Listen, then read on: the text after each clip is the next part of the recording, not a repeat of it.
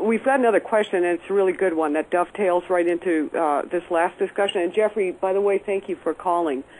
This is from Gotham, I don't know how to say the name, came in through the chat room. How do you carry on a reasonable discussion with a Christian, especially when they play the offended card at everything we say? It's an excellent question. BionicDance, you want to take that one first? Gosh. I mean, I've been told by, actually one of my great friends who I think is in the chat room, All Babies Are Atheists, that I'm a little too nice, when it comes to dealing with theists, that I give them far too much rope and leeway when I'm trying to talk to them. And, oftentimes I will try to take their jabs, their jibes in stride. And when they try to act all offended, I'll usually just ignore it. But, you know, a lot of the time, there's really nothing you can do. It seems like many of them want to be offended.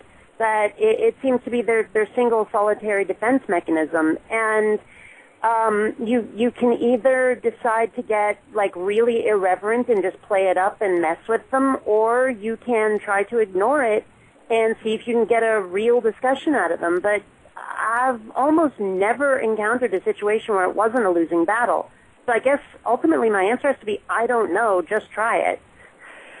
You know, and there's like these groups popping up like the Christian Anti-Defamation Commission, and they take tremendous offense at anything. I mean, one of their top things of defamation of Christianity in America was, you know, that there was a gay group that marched in Obama's. The word is just I'm losing the word right now. But anyway, on his inauguration, when they had the big parade, and there was a gay group in there, that was like a big offense to Christianity.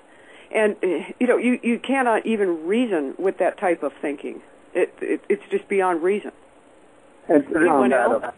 This is Dark Matter here. Mm-hmm. I just wanted to add an observation, not really an advice, but I've noticed that, you know, and I'm because of this, I'm kind of proud of the fact that it's really hard to offend me, but I've noticed that 9 times out of 10, when someone's offended, it's because they're afraid of the truth in the statement that offends them. Like, if you called a really skinny person fat, they wouldn't be offended. They would be like, "What are you talking about?" You know.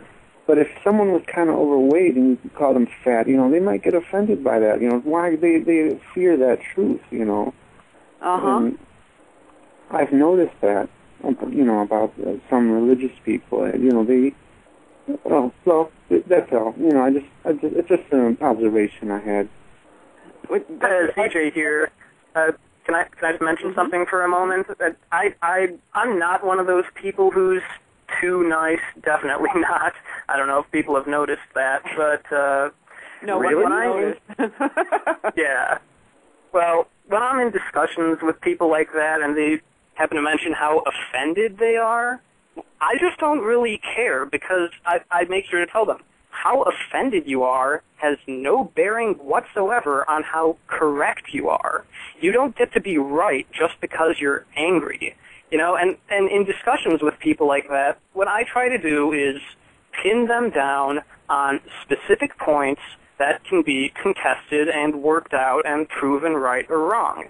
And as far as how this works, it's not always so effective. A lot of the time they'd rather just spew invective and run off doing something else and never really give you any real answers, but that's that for you.